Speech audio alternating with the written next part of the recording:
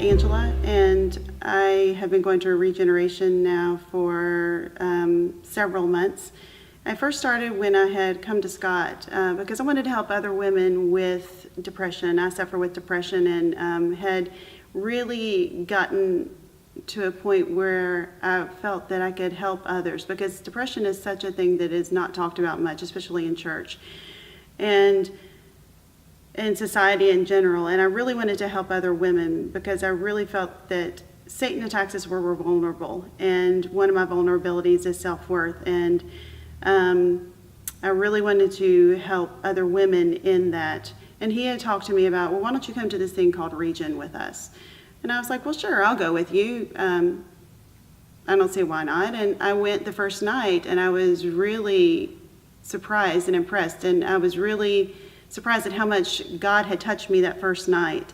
And he had asked what I thought about it that first night. And I thought, this is a place that I think that everybody needs to come, regardless, because Satan is going to attack you in your vulnerable areas, no matter what it is, whether it's pride, whether it's self-worth, whether it's enabling, whatever it is that you have in your life. Satan is going to attack you in those areas, and he's going to do it your whole entire life.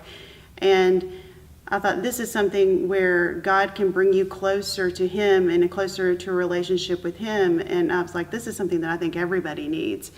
And little did I know how much that it was going to change my life in just a few short months. You actually can combat Satan in a way where you're like, no, Satan, you're not going to have that part of my life anymore.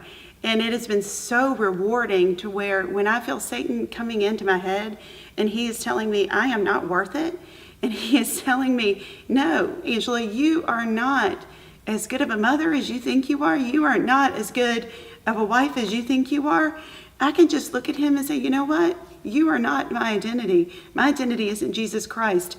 And I can combat him with verses, and I can combat him with so much. And to be able to see the connection to my past has been able to give me such freedom, and freedom over Satan, and freedom over everything, freedom over my sins in a way that I've never had before. And I am just so thankful for Christ bringing me to this program. And I just cannot wait to see what Christ is going to do in my life through the rest of the program and through the rest of the time I have in Regen, because this is just the beginning for me. And I just can't wait to see what he has to do with the future of Regen for me, and how he's going to use this program in our church and throughout the life of our church body and throughout the community in general.